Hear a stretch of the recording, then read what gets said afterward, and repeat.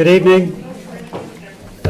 Thank you everyone for coming. Today is Tuesday, March 5th. I'd like to call this meeting of the Board of Finance to order. Again, appreciate everybody being here tonight. We have a pretty short agenda and just two topics. Well, the agenda's short. It depends on how long our participants want to carry on with those topics. Point well taken. Indeed. Our topics tonight are to receive the duly approved budgets for both the Board of Selectmen and the Board of Education, and we have the chairs of both those boards with us tonight, in addition to several other members of those boards. So again, thank you for coming. Mrs. Stevenson, I believe you wanted to go last this evening, so I will hand it over to the Board of Education. Sure. Do you want me at the table or the podium? Whatever is better for We're good either way, whichever is best for you. Channel 79. Yeah, Right. actually, if there's a mic, in terms of mics, that might be better if you're up there. was all right. Thank you, Mr. Brown. I'm not doing this purposefully. I'm sorry, everyone back there, so you all can see it. I'm good. All right. Let Mr. Feeney get ready.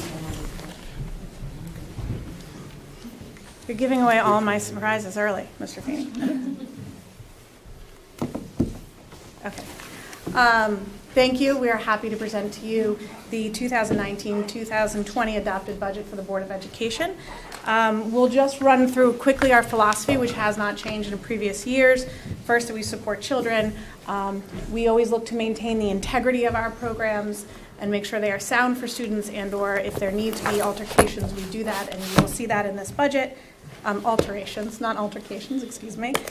Support our district initiatives as laid out in our goals and initiatives, which are agreed upon in July, and certainly that we are fiscally responsible to the taxpayers. This year's budget represents a 2.61 increase over last year, so the Board of Education budget will be $100,687,103. There is a $2,564,837 increase year over year. And that, again, is based off of a zero-based budgeting program each year that we go through with all of our departments. To understand our budget and the contractual obligations therein, 92% of the budget is based on contractual obligations: personnel, health, student obligations, and utilities. And I'm sure as we have our work sessions, we will have discussions on what's exactly inside of each of those buckets.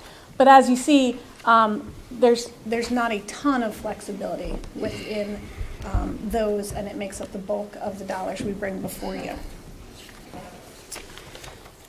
Specific to this year we are proposing a net 3.62 increase. This slide will break down for you where those increases are. We have decreases in staff and increases of staff. The major driver of the increases is the addition of a psychologist at the elementary school levels to those buildings. We've had much discussion at the board level. I imagine there'll be questions at the Board of Finance level and probably at the RTM level. And as those come, we're happy to answer them. The board feels that it went through a good, strong process, understanding the needs, understanding what we were taking on, and coming forward with that proposal. But I look forward to discussing it all with you more.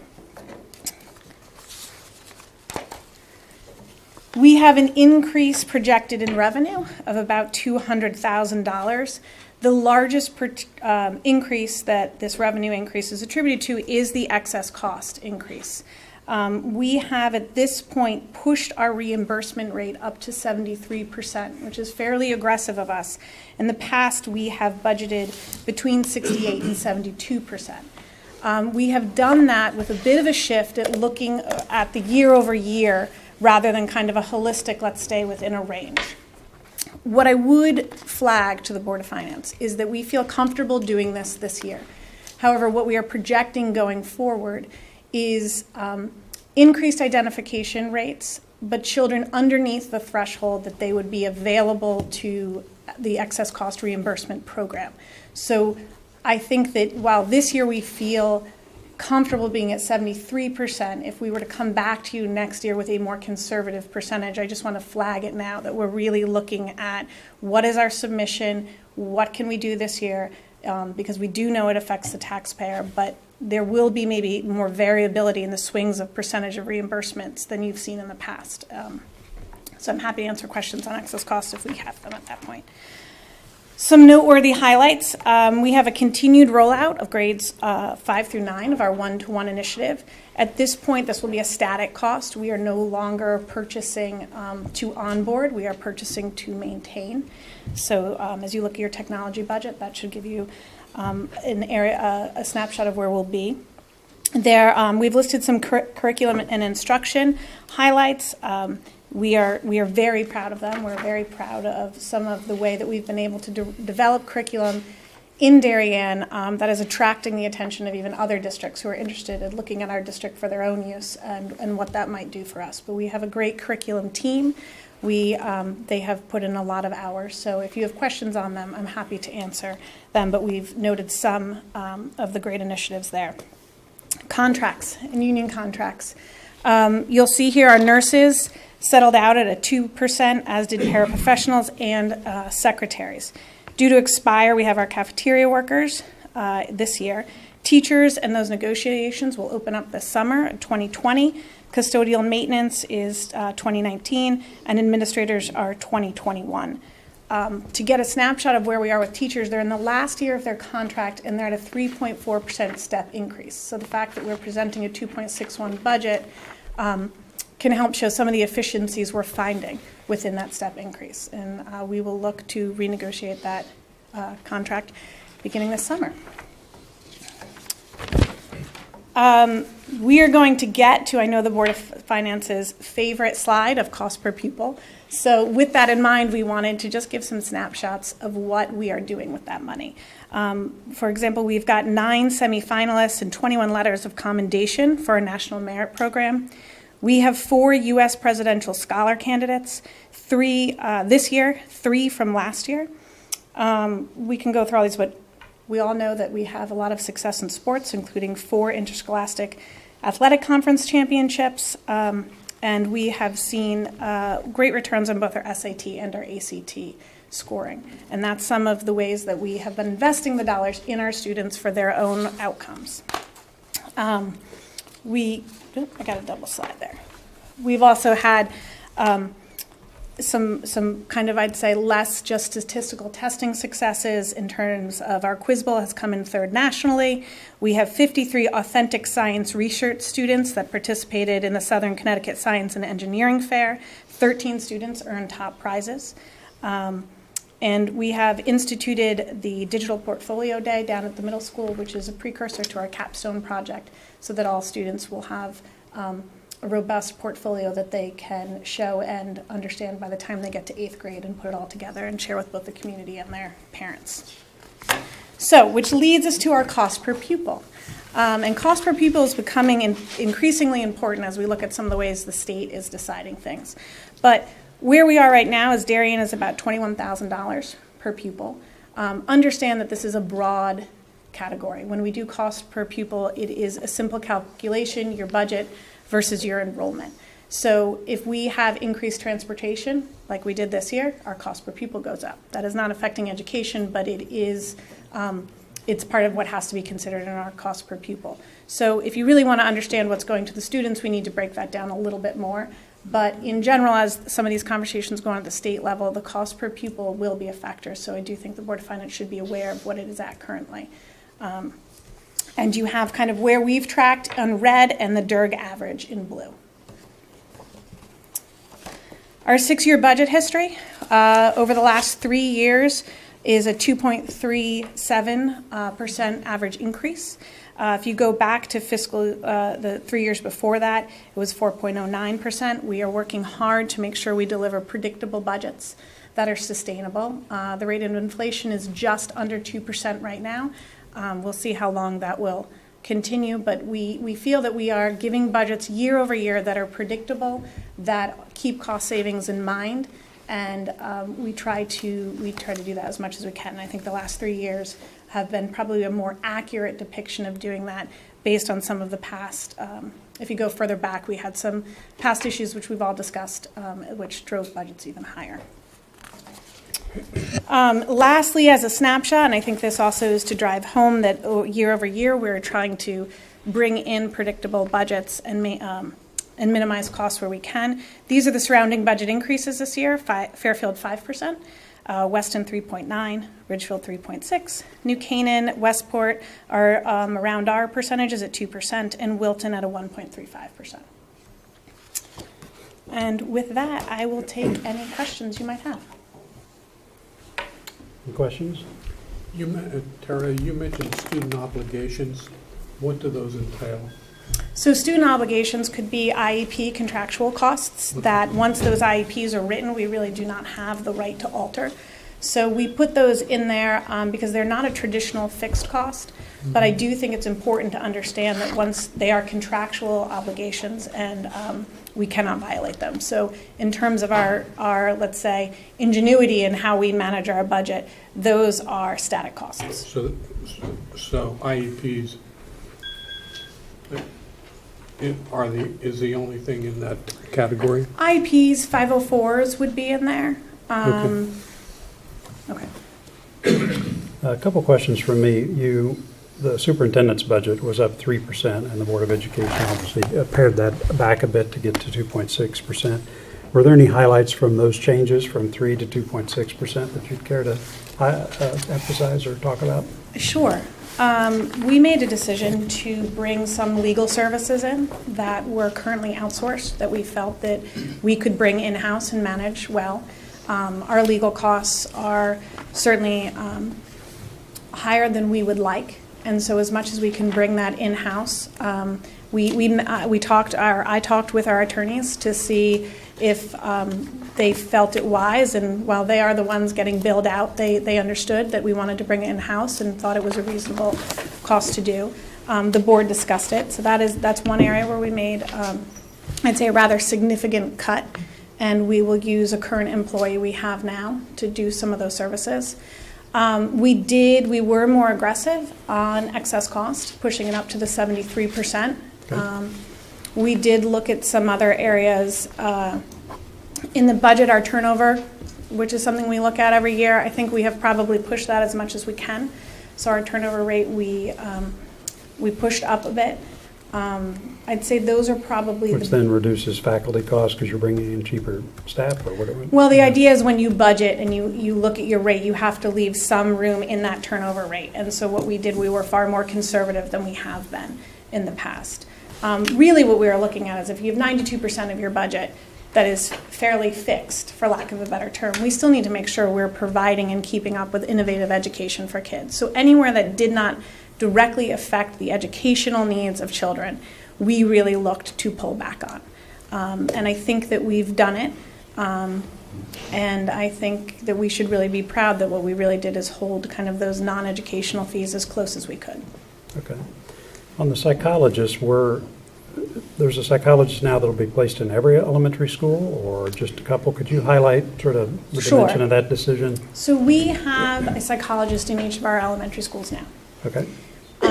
And what the board, I think it's fair to say, struggled with in the beginning is, why do we need another one? We have a psychologist, what's going on? And what we really heard from our staff is that those psychologists' day, and we kind of walked through the day in the life of a psychologist, is at this point really dealt with the contractual obligations that they need to provide to students. And we were finding a whole other group of students that were looking for services and in need of services that the psychologist was not able to because of time in the day. And so the question began, and I think fair questions came from the board table. Well, what does that mean? Who needs a psychologist in school? It's very different, I think, from when I went to school where, reading, writing, arithmetic are what schools provide. So the answer is really the idea under the state constitution and educational law is that we need to meet the students where they are when they show up at our doorsteps each day. And we were finding students that needed a psychologist to be able to access their learning. It dovetails with state statute that there needs to be social and emotional learning and support in schools.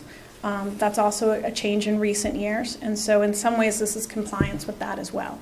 But when we walked through it, we were finding that in order for the current psychologists to meet their contractual needs, we couldn't pull them out for students in crisis because then they weren't meeting their contractual needs. So we do feel that we need another staff member. We did look at sharing a psychologist between buildings. And we did look at models of, an old model we had of having a psychologist housed at central office and then kind of deploying them when needed. At the end of the day, when the board looked at all the options, the only one that really served students in the way that we were hearing, including, quite frankly, instances of, and I'd just like to be sensitive around it, but elementary students in crisis that went anywhere from being able to enter a school building to being suicidal. We really felt that we really needed to meet those needs, and certainly not create anything afterwards where we said, oh, I wish we had done it differently and better. So you ended up with 5 additional psychologists, one for No, each the school, or additional what? increases, 4, because we already had one housed at central office that we were deploying kind of for these crisis situations, and even that wasn't enough. So it's 4 FTE. Okay. Is there any sense that you'd need more at some point, and that this was an interim step, or was this something that felt like a complete solution? So to the that? board asked that question when we looked at the responsibility that these psychologists have. Would we be coming back in a year asking for more? What we heard from the administration, that they thought that 2 would be sufficient to meet the needs of our children based on the population that we currently have in our schools, and that there would not be necessarily anytime soon a request for additional psychologists at the elementary schools. And is the administrative infrastructure to support them, executive assistants, even equipment, is all that adequate and in place, or does Yes, that have we to be heard that supplemented as well? We heard that the costs were around hiring them, but we did not anticipate needing to hire secretaries or other support staff for them to be able to do their job. It really was about servicing students and not having the professional available to the student in need, more than sort of a back office kind of, paperwork need. Okay. Just 2 more questions for me. You didn't talk any tonight about enrollment projections. I wonder if you had any comments on that, either in terms of where that stands for the coming year or the next few years out, in terms of changes in projections that we've seen recently, which I would characterize as flattish, and whether there's any sense that any of that is going to change in the near term in terms of your forecast. So we did order an enrollment study, Malone and McBroom, and I'm happy to share it with the board. It was fairly comprehensive, although at the time that it came to us, it didn't take into consideration 2 projects that were later approved, and I do think the projects going on in town are probably important. We do see flattish for a while with a slight dip and then an incline again. I'm happy to share the report with the board. Sorry, when did that come out? This fall, I think in November they issued it. November, yeah. We felt that it was time to update it. It also dovetailed with the building committee on Ox Ridge for part of what they need to do to go forward to show the latest enrollment projection. So I can share that with the whole board, and you can have kind of a comprehensive sense of where we're going. In this budget, we do have a fair number of sections that could break. They're right on the line, and we do always see over the summer movement. It tends to be movement that tips us over rather than pulls us back, with families tending to move in the spring and enroll in the summer. But we have a fair number of sections. I think there are 5 that look like they're on the tipping point. Okay. Last question for me. At our last meeting, our audit committee just had a discussion of the town's audit, which we had been in the process of working on for a while. And a question that came up in that discussion was around the procedures that had been outlined that should be followed with regard to the management and oversight of special education related data. And that would be providers, time spent, costs, all of that. And the purpose of that oversight, of course, is then to get to the reporting that's done to the state to file for these excess cost reimbursements. And so around the time of Sue Gamm's report and the report I gave, and I guess at the end of 2014, all of that ended up specifying a series of best practice, if you will, in terms of how to do that. And we had 1 year of special scope built in with the town's audit to take a look at that and just help us make sure that that in fact had been implemented. And so the question that came up now all these years later was just how that was going. And so instead of thinking about whether we needed to increase our audit scope again to take a look at it, I thought what we'd do is simply ask you and the rest of the board and even administration about what you're doing now to provide against those things. So it could be simply how the management and oversight of the procedures with regard to collecting, managing, and reporting that data is going.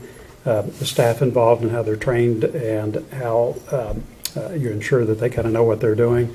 And then finally, the level of management review of all that, if you will, prior to submissions of any information or request for reimbursement for the state. And I ask that just in the spirit of we will certainly minimize problems going forward if all of that is to your satisfaction based on what was reported, not just by me, but was also in Sue Gamp's report. Any comments or perspectives on that? Sure. I can give you some high level, and if the administration wants to provide any specifics, just let me know and I'll give you the mic. But I would say I feel confident in our practices and procedures. I would say we've probably improved upon them.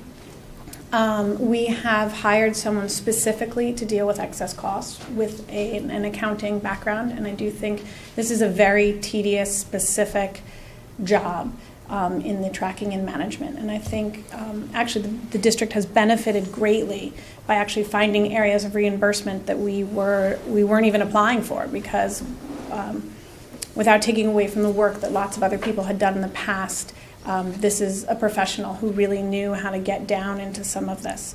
I do think, and Mr. Feeney or Dr. Landon could speak to it, but the excess cost process, on top of having a professional on it, goes through both the review of the special education department and the finance department before it goes anywhere outside of the building. Building level, I know training memos and manuals are sent out to each school, SES facilitators at the elementary school, special ed department chairs at both the middle and the high school, including principals and assistant principals. So I think significant PD is done there. I think for anyone who watches our budget process, we have lots of questions around excess cost reimbursement that we push the board to make sure to the administration to push how they're coming up with their numbers and what their submissions are. Also, quarterly, as part of our goals and initiatives review, special education provides kind of where they are with their tracking and how those actual systems are working, and is open to board question or review. So from a high level, I think we have probably more oversight and review and people actually understanding what excess cost reimbursement is than ever before. But if there's any technical department level, the administration. I just want to say that there's an extensive professional development program for our regular teachers and our special education teachers that has been implemented in the past few years to ensure that everybody is properly trained and understands all of the nuances of the special education statutory requirements. And we are in contact with the state education department on an annual basis for them to review what it is we have done since 2014 to ensure that we are in full compliance. And I'm very happy to say we are in full compliance, and the past is behind us. And I mean, we like to hear that. Yeah, I mean, the only add I would say, and you well know this, that our audit also then goes to the state for review, and so. Okay. Just on that point, Jayme, Rob, you guys had brought that up as part of the audit. Yeah, I'll just comment on it, because just for the public's information, I'm sure the Board of Education and others were aware of it. We did do the audit, and we were asking, could we do a look back?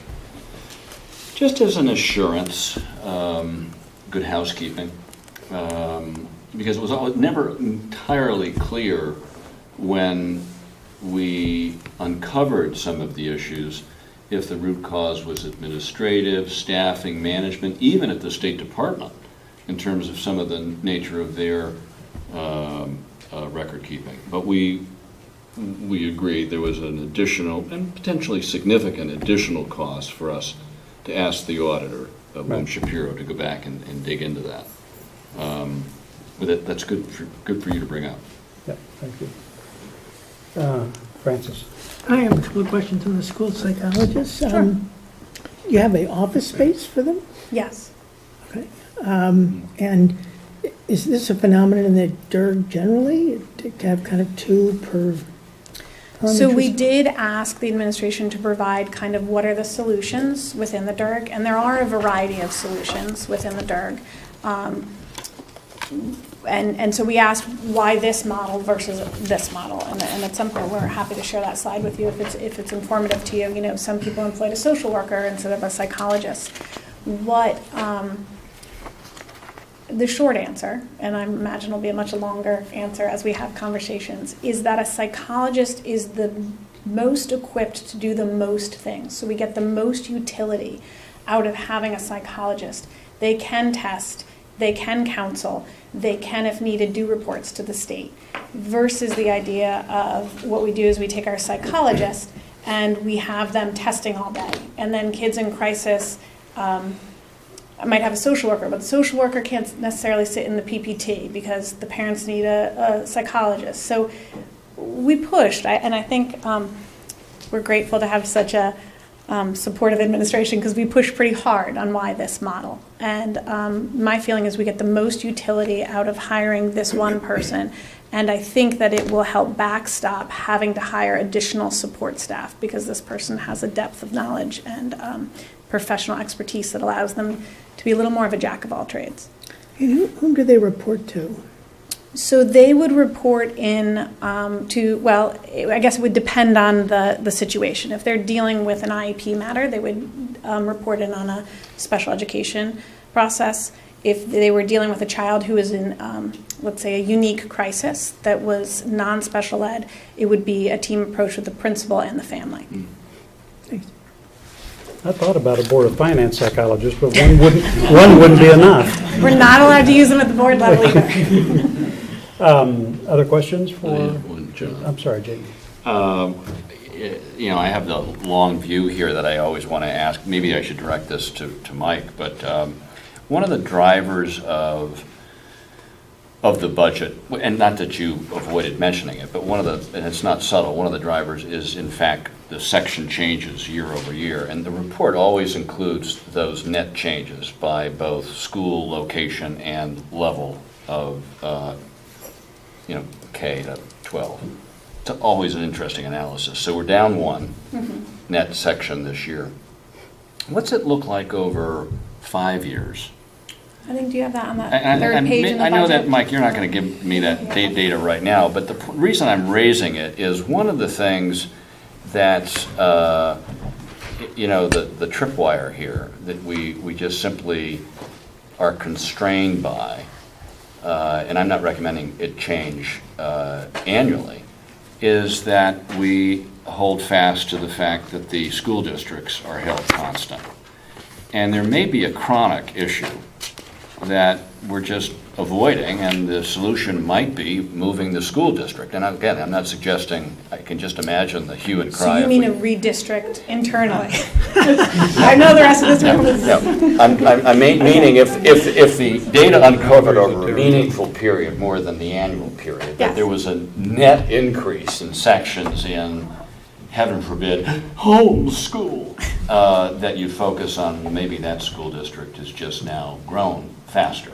That it's, and there's lots of ways, and I know this is almost a multivariant equation, because there's a lot of moving parts here. But the thing that's interesting is we don't have a Kensett, we don't have an Avalon. We may have some school enrollment changes if they do ultimately work with federal and the Palmers on that. That looks like about 100 right now, or 120 potential kids. I mean, there's no other possibility, and that could be some time. We don't have buildings with empty classrooms. I understand that. And so I think in terms of redistricting, it's not as if, as new apartment buildings come on, we certainly will have to look at where they're districted. And that might not necessarily be within the traditional geographical borders. Avalon is at Tokenique for that very reason. I don't, no one loves the redistricting word, but I don't think the board's afraid of looking at it. We Good. just have not seen, let's say, so much open space at homes, for instance, that it would say, well, okay, we could take this neighborhood and add it into homes. I defer to you. It should be obvious that there was, your words, open space. So Yeah. deferring to you on that. I just don't want to. I would love some open space. I would put the redistricting thing on the table, but periodically is Yeah. all I'm saying. I think as much as it would be a tough conversation, I have not seen anyone on board that would not put it on the table if Good, needed. great. Other questions? Paul? With respect to health plans, Was any consideration given to going to the state plan? I think internally, yes, at the board level, we did not hear it, but I kept asking Mr. Feeney if he would have good health numbers for me, and I think he has as good as he can, but I do think internally you all looked at, maybe looking at the state health plan. We did. We used our broker to look at the state plan to see where we would match up. But right now, our plan is better than the state plan, not necessarily in benefits, but financially it's more beneficial in transitioning to the state plan. But we did look at that. We look at that every year, and it'd be interesting to see where it happens in the next couple of years. Yes, it will. Okay, other questions? Rob? Just back to psychologist for a second. So it sounds like 4 more. It sounds like you got a floater right now that's going to the pain points, lack of a better word. It sounds like contractually you got to put 1 in, right? So we're adding another one for everyday items, it sounds like. Have we thought about how we want to operationally run that?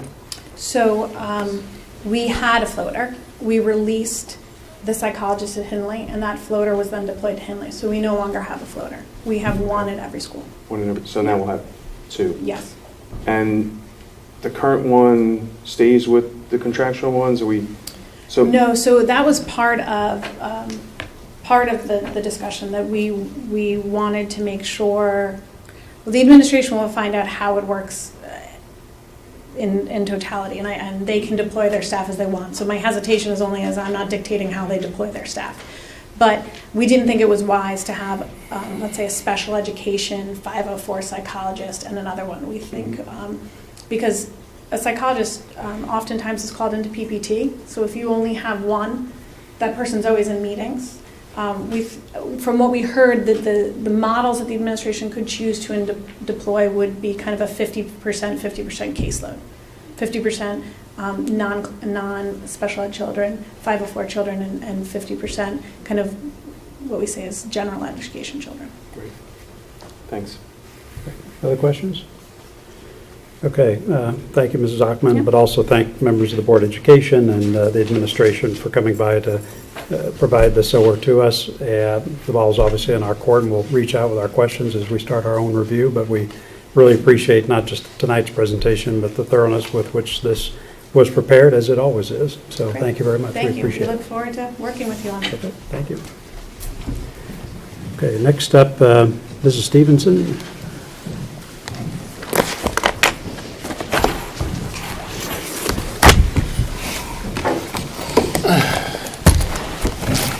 Good evening, everyone. I don't have a PowerPoint this evening, but I'll be happy to provide you with my prepared comments. And we're going to have a little open Darien tutorial at the end of my comments. So, good evening, Chairman Zagrodzky, Board of Finance members, fellow Board of Selectmen, colleagues, Board of Education, RTM members, and the public.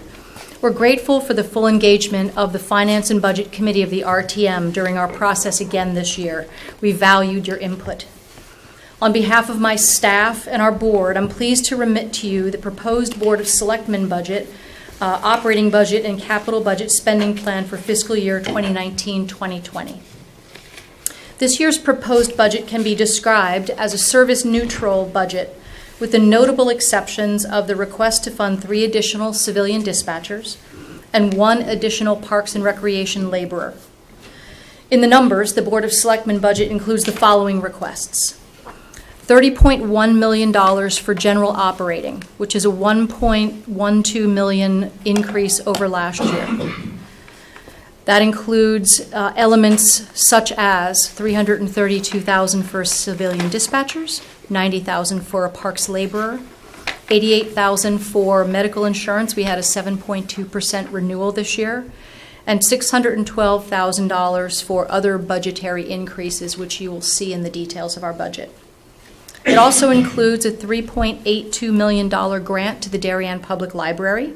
They came in with a 2.34% increase this year. The library continues to provide an exceptional budget, and we were pleased to support their grant request this year. Our capital requests total $3.856, and we have a series of items that we would like for you to consider bonding this year. We know that's in your purview, but let me offer a few recommendations. In total, we'd like you to consider $775,000 in bonding, $600,000 for the total cost of Highland Farms improvements, $30,000 to fund the additional funding for the natural gas conversion at the Norotan Fire Department, $50,000 additional funding for the town hall generator, which we hope to goodness actually gets installed this year. And $75,000 for town hall gym upgrades. And Kate, I added to this list $20,000 for repair to the front steps connecting Upper Town Hall to the Mather Center. We're asking you to consider a 10.878 debt service budget, which includes $4.1 million for the town, $6 million for the Board of Ed, and $737,000 for sewer debt. I know much of that is outside of all of our control, but I trust that you'll manage our bond funding appropriately. Should the Board of Finance consider bonding the items I just mentioned, the total Board of Selectmen operating and capital budget increase will be 2.53% over fiscal year 19. Certainly an increase over the budget reduction that we enjoyed last year, and I really want to thank you again for the efforts in last year's budget. We knew that that was a short one-time only window that really provided some much-needed taxpayer relief and certainly is welcome in light of many of the pressures that we're seeing right now. So this year's budget cycle is highlighted by a number of budgetary enhancements. We fully implemented the OpenGov or Open Darien software tools, which you'll see shortly. OpenGov process requires all departments to utilize a true zero-based budgeting process, resulting in each and every line item detailed and defended. On behalf of my board, I want to express our deep gratitude to our department heads for managing the OpenGov learning curve, and especially to Jen and Kate for their professional guidance along the way. We valued their input. Implementation of department-by-department performance measures, budget drivers, accomplishments, objectives, and a 5-year outlook. All this data can be found on the town website in several places. On the home page under News for anybody that wants to plug in from home. In a very transparent and user-friendly way in the Open Darien section, linked from the home page, and we'll walk through that shortly. We have implemented 3 years of historic budget data this year, as well as adopted and revised current year budgets, and we added transfers for the current year. We have eliminated the Parks and Recreation contra account and moved all activity into the budget, showing expenses and revenues readily available to you to look at how much the Parks and Rec programming offsets the cost of delivering those services. And we consolidated certain fire department training and medical costs into the fire commission budget. Other spending highlights this year include a recommendation to add state educational cost-sharing grant revenue back into the budget. On this year's actuals and information that we've received from the governor's proposed budget, we feel comfortable asking to put that revenue back in the Board of Selectmen budget. We received $412,000 for the current fiscal year, and we are anticipated to receive $428,000 for fiscal year 20. While this may sound like very hopeful news, the rationale for asking to request that we put it back in the budget is to appropriately offset the proposed municipal contribution to the teacher pension sharing in the teacher's retirement system. Currently, the proposal is that the cities and towns will contribute 25% of normal costs. And for the town of Darien, the state has calculated that we pay our teachers 15% over the state average. We will be responsible for covering 100% of the delta of that cost contribution between the state average and what we pay our teachers. So for the coming year, we will be required to pay $445,000 to the teacher pension, and that will rise to $1.3 million in the state's fiscal year 2022. We've not included the TERS contribution in the Board of Selectmen spending plan, as the state budget has a very long way to go before ratification. We ask that the Board of Finance hold $445,000 in the Board of Finance contingency account for this payment if necessary. The net effect of the governor's budget and the teachers' retirement system contribution will reduce state funding to Darien from currently $897,000 to $448,000. So significant reduction in state aid to us.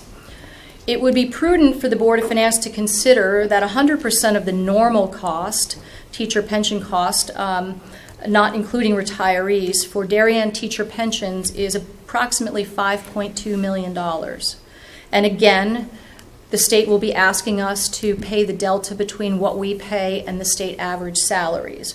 So it is conceivable that either this year or in years going forward, we could be looking at making teacher retirement system contributions somewhere between the 25% and 100% of the normal costs. So certainly appropriate to be mindful of that as we move forward.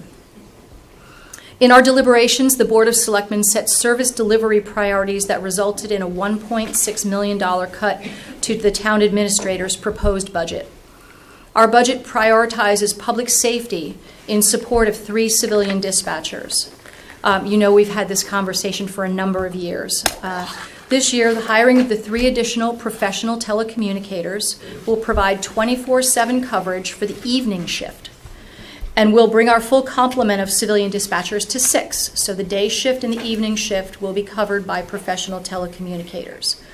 The Board of Selectmen supports this request with the caveat that sworn personnel must be redeployed to the roles of Middlesex Middle School Student Resource Officer and to providing a dedicated narcotics officer. It's our understanding that with your budget approval, a Middlesex Middle School SRO will be in place by July of 2019.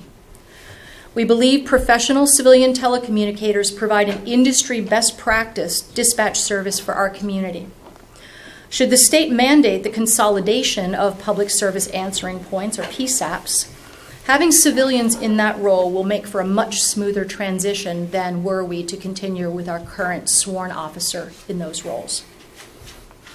I would like to propose to you this evening a different funding model for the Darien High School and Middlesex Middle School SROs and potentially the school crossing guards.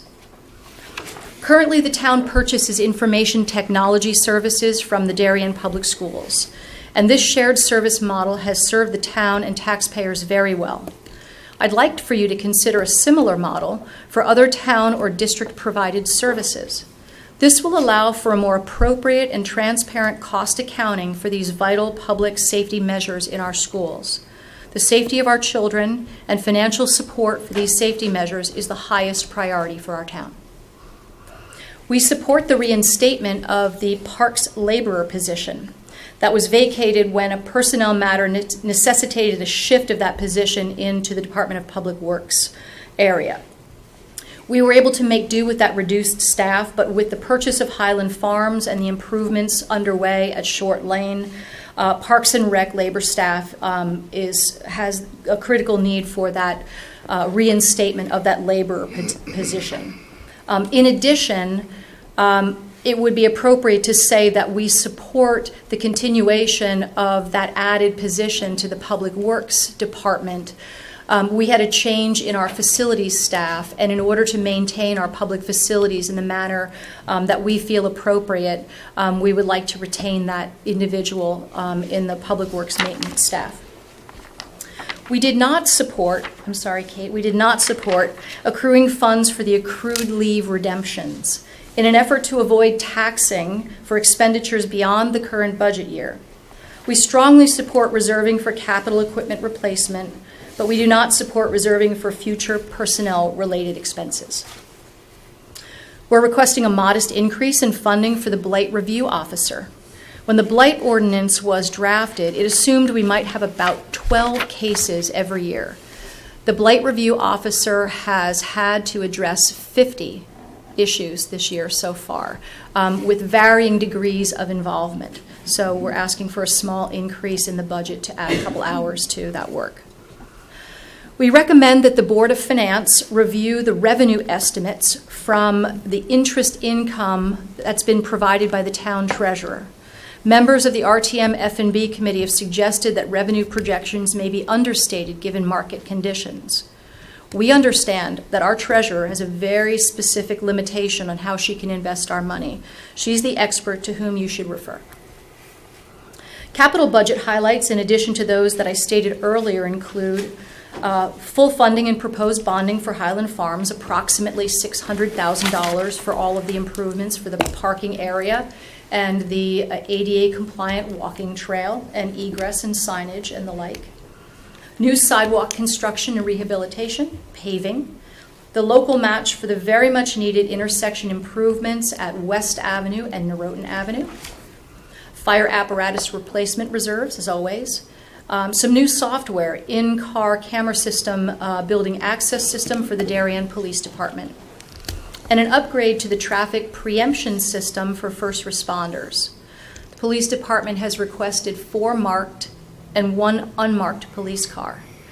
I heard Governor Lamont in his budget this year talk about state vehicles and extending the replacement schedule for those vehicles. So it might be time for us to take a look at that again. I know we've settled on a 3-year replacement schedule, but we have some pretty good cars right now, so it might be worth taking a fresh look from time to time. We were able to repurpose a police vehicle for the fire marshal's office, so we took that $60,000 request off the table.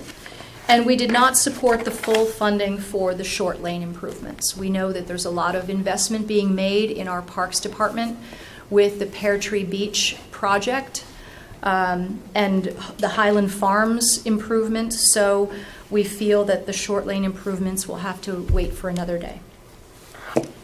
Our department heads, town administrator, and board of selectmen were diligent in our interest to support projects, services, and capital expenditures that maintain a level of local service our taxpayers expect. As the realities of local impacts of the state's fiscal crisis come clearly in focus throughout the remainder of the legislative session, we acknowledge the difficult position the Board of Finance will face. We also recognize the need to continue to invest in our schools and look forward to bringing a well-planned Oxbridge Elementary School and Pear Tree Beach building project to the RTM in the near future.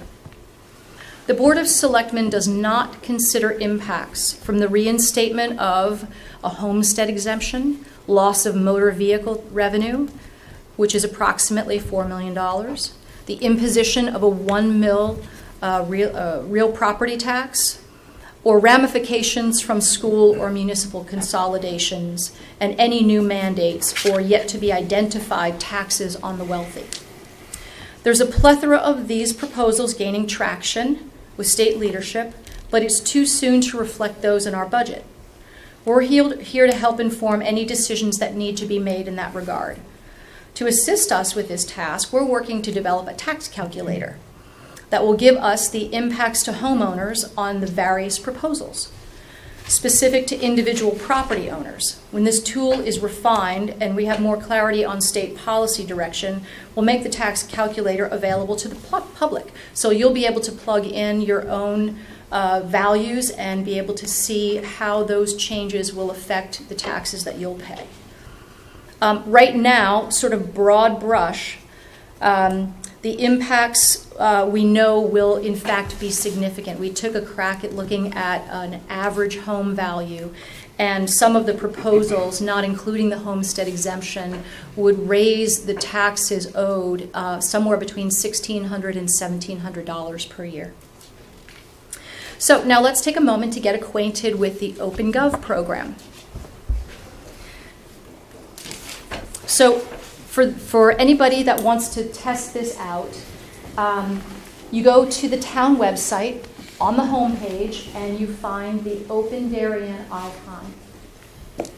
And when you click on that, you'll see a variety of different reports that Jen and Kate have been working on. So Kate, would you go to, let's see if we can go to the budget in total, the total Board of Selectmen proposed budget.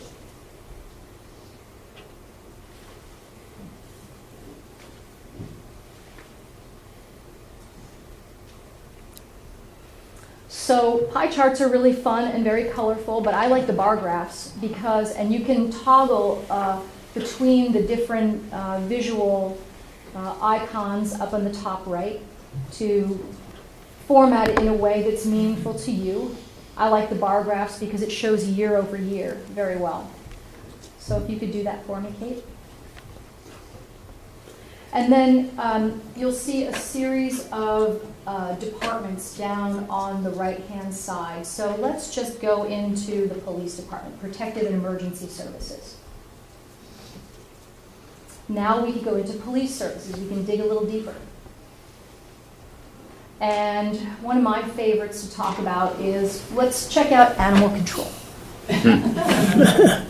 So animal control is one area that I have often talked about as potential service that might be ripe for regionalizing. So as we look at this budget, if you just move the cursor over the bars, you can see that our animal control officer costs us in 2018-19 about $80,600. So this will be a great tool for us to really look at the year over year. Number one, I think it's super important to be able to see the changes year over year, but to also make determinations on how much time you want to spend really thinking of new ways to deliver services that are generally pretty cost effective. And I know the Board of Finance talks about that often. Let's look at the big budget drivers, not some of the smaller ones. So in addition, let's look at, I think we can get back to the school crossing guards.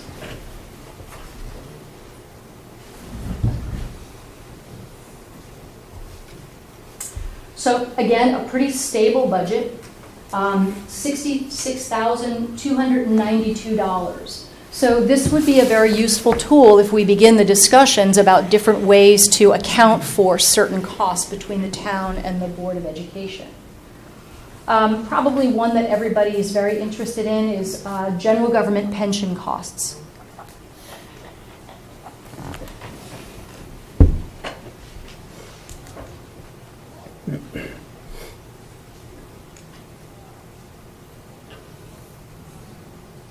So what I find interesting about this is, I think that the town has done a very good job of being able to manage year over year the cost of our pension system through the hard work of our negotiating teams and modest changes to the pension systems. So we have department by department granular detail in here for all of the town budget. We also have project-specific information. So Kate, if you wouldn't mind going to the town garage.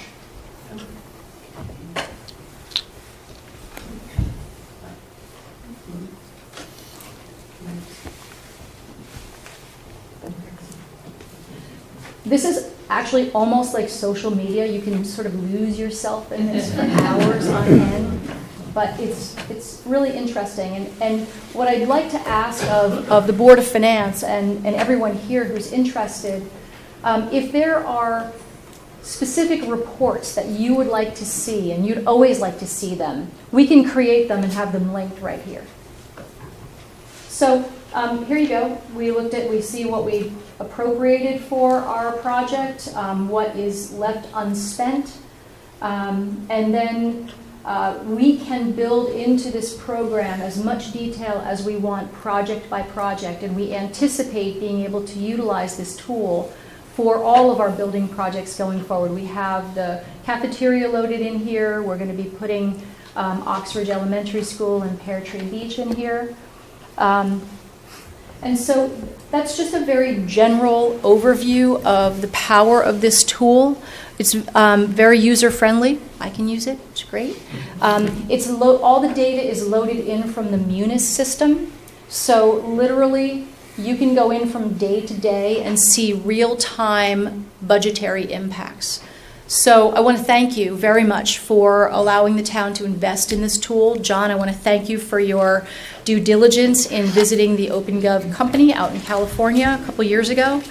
And again, I want to thank Jen and Kate. There has been a significant learning curve, But we've also been able to identify areas where our staff can use some professional development around building these zero-based budgets year over year, which I think is exceptional. So thank you very much. And with that, I will take any of your questions. I'm hoping that the bright, vibrant colors will have a hypnotic effect on the Board of Education and that they'll want to adopt this system. Just kidding. Okay, questions for Mrs. Stevenson from any of you? Could you just elaborate for a minute on what you were talking about on the shared services and the IT model and Sure. how that went? Yes. So the municipal side of town government purchases IT services from the Board of Education or from the administration. And, it's been a very successful model.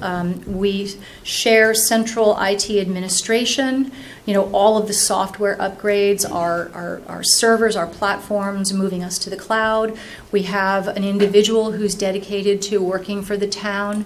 So as I look at the other services that have traditionally been embedded in the Board of Selectmen's budget, i.e. the high school SRO, soon to be hopefully the middle school SRO, and school crossing guards, those services exist for the benefit of students in the school district.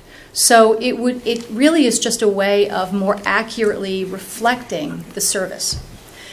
Thinking about SRO specifically, I would recommend that we do a very careful analysis that the Board of Ed would only purchase a certain amount of SRO time, because as you know, the SROs are available to do general policing work. They're available in hours outside of the school to do regular police work. So it would be a percentage of the SRO's time. So, for your consideration. So Jimmy, when on the IT services that you purchased from the board, are all those employees employed by the Board of Ed? Yes. And so how do you allocate, like how much are you paying? Is it a certain time, number of computers, users? Like how's that time allocated between the two? We pay 100% of one Yep. person. Yep. And then we pay a specific percentage of the other employees. It was based on the assumption of how much time we use of each of those employees. So it ranges from anywhere from 10% to 25% of the other employees. But those employees still like report into like the Board of Ed? Yes. Correct. Okay, Yes. the administration. Correct. And they did the Open Gov, was that part of that IT effort? No, I don't. That was very independent. Okay. I mean, they support. They're They're really skilled I'm just individuals. curious. So if we need them, they're there. Thanks. Yeah. Could you expand briefly on just where we are over time with the civilian dispatch program? I seem to recall a number of 9 when we had Sure. discussed this a while back, and so we've Yes. gone to 3. Now we've got 6 covering day and night shifts. What's next with that plan? Well, we take those requests every year as they come. I think that the Board of Selectmen has, I hope, sent a clear message to the police administration and the police commission that we will have to think long and hard about civilianizing the overnight shift. But we see the value of the 6 civilians that make up in the day and evening shift. It allows the administration to craft the schedules so that they can actually pull individuals out of the sworn staff and dedicate them to the SRO and narcotics. So, I was not supportive of moving forward the 3 that we're asking for this year, but I think that we're so committed to safety in our schools that the middle school SRO is probably the #1 priority for me in terms of public safety. And narcotics, in addition, I don't know if you read the article recently about the fentanyl bust in Westchester County that I think it had a market value of $2 million and had the capability of killing 1 million people. So this is the drug traffic that's moving up and down the I-95, Merritt Parkway, and Metro North Corridor. So we've had enough conversations with the chief and his staff to understand the absolute necessity of dedicating someone to investigating narcotics cases. John, I'll just comment. We had a session with Jen and Kate, Rob and I. We haven't done the police yet. I'm not sure we're actually going to go over this year. We may just Vimeo it. But I think the issue, which is really important, that should be emphasized, is the flexibility within the contract for minimum staffing that is now available, with the contract on the sworn officers being the constraint. And now we just have more bodies that can fill in even with sick time. So that's a big deal, actually. And Sure. it should inure to our benefit on overtime as well, although that's speculation, but it's likely that it will. So, I mean, there's the, and you know, I don't want to lionize Chief Lavello, but he did such a great job. But intuitively, ask yourselves, you know, the unit of measure being crime. Okay. Do we have more crime? Is crime more intense? Is there more of it? I think intuitively we would say yes. And we've had a fixed sworn officer complement for 17 years or something like that. So, you know, this is I think this is a good, some of the moves are good moves, notwithstanding the fact, John, as you've made it very clear, these are full-time positions that have long-term real impact. But I'll make two comments. I'll reframe your comment, Jayme, and say, while I believe that regionally there is more crime, the reason why Darien continues to be one of the safest communities to live is because of the excellent law enforcement staff that we have. So we want to make sure that we continue to invest in that. It's critically important to supporting our home values at a time when home values are under tremendous pressure. And also to not lose sight of the fact that professional telecommunicators deliver the service in a very high quality and very consistent manner. I'm not disparaging our sworn officers, but there are, you know, there can be differences between individual to individual. Professional telecommunicators have a certain standard of training and excellence that I believe our community deserves. yeah, and I want to put another action. I just this is you know I love a story, but a story from many years ago. When I was in the state senate, we had an interstate highway running through the district, really right through the middle of it, I-84. And I always remember the state police coaching us, just this whole notion, and here we sit with, as you commented, these corridors. Those corridors, those road systems were referred to as sewers, open sewers, and they go right through our town. And that has an indirect impact on crime in town to some degree that we have to enforce. Absolutely. So it's a reality of where we are. It's our location reality. I'll take a moment for a public service announcement and remind everyone to please lock your cars. Happy to answer John, I have any. one more comment. Did you have a comment? Yeah, John, if I could just add on your original question about the original number was 9. I think before we go beyond the proposed 6, we also have to answer the question of, do we believe we should have 2 on the overnight shift? The 6 gets us 2 dispatchers 24/7 during the days and the evenings, where we have a need for 2 bodies answering the phones. The question, before we think about adding more, we should consider, do we need 1 or 2 on that shift? Because then you determine what the number might be. Kate, can you recount the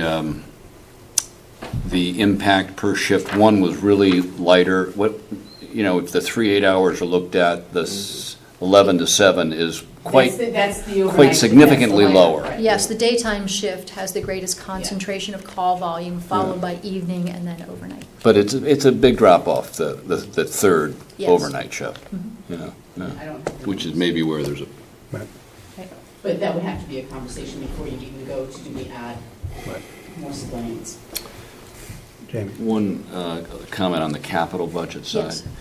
I'm not sure it was presented, and I'm looking at Jennifer and Kate perhaps as to how we present it, but we've been meeting over the last couple of years on policy issues that are we think, drivers, the budget process. And we, with Jim Palin's very capable involvement, we've really recalculated our debt policy to a degree that we're looking at something that is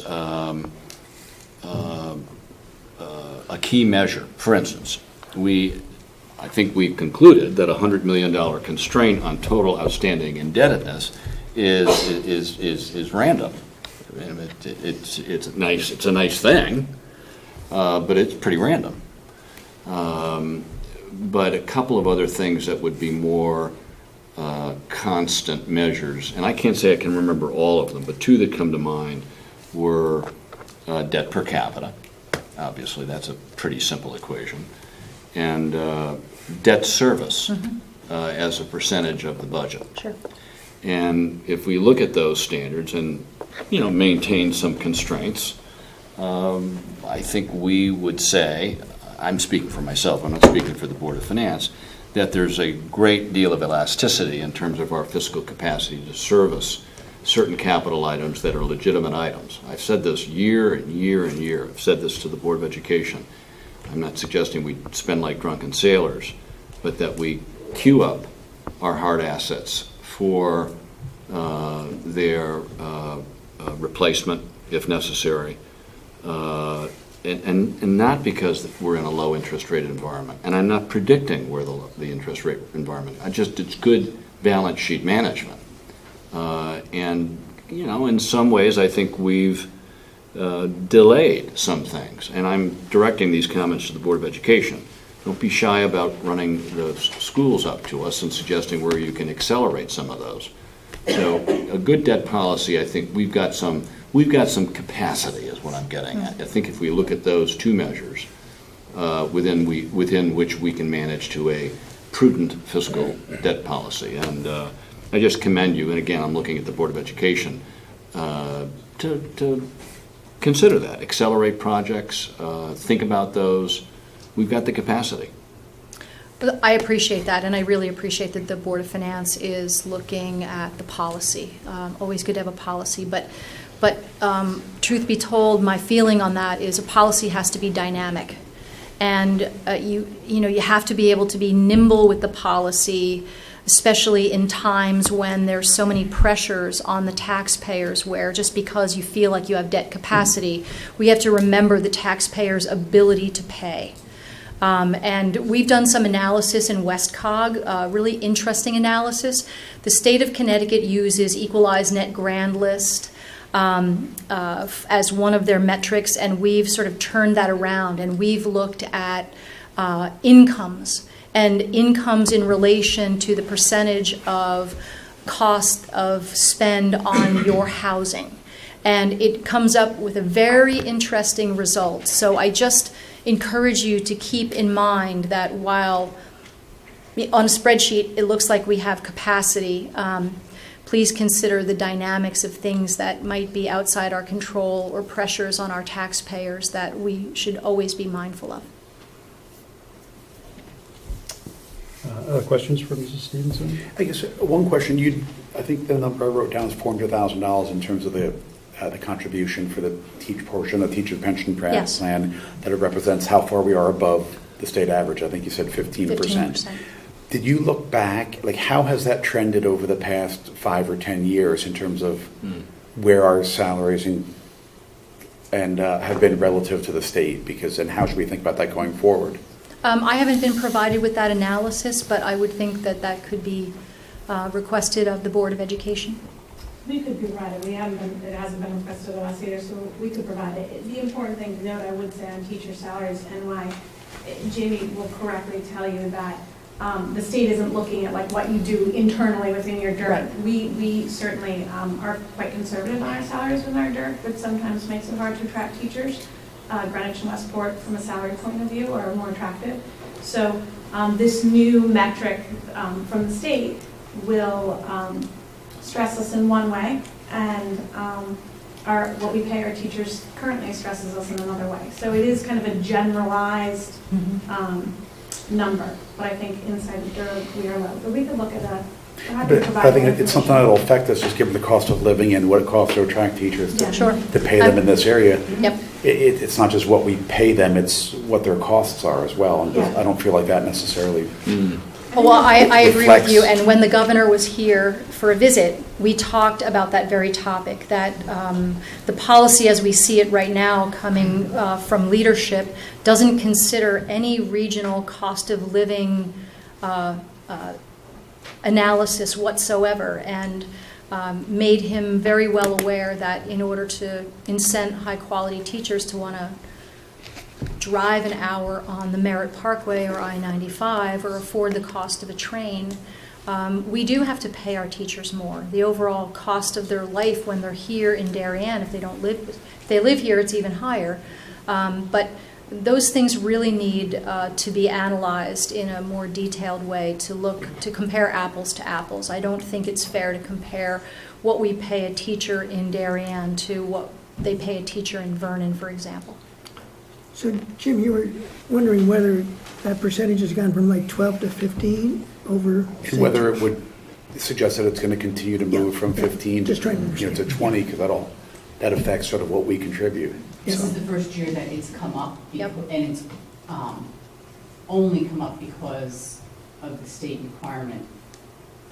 Not that the information is not available, I'm sure you can get it, but Yep. You Yeah, I know we've the always talked- fundamental concept, obviously, is that those towns like ours that pay our teachers more than the state average, it's perceived that we carry a disproportionate burden of the teacher pension retirement system. So I understand their I'll say their shallow logic on that, but it requires a much deeper analysis, in my opinion.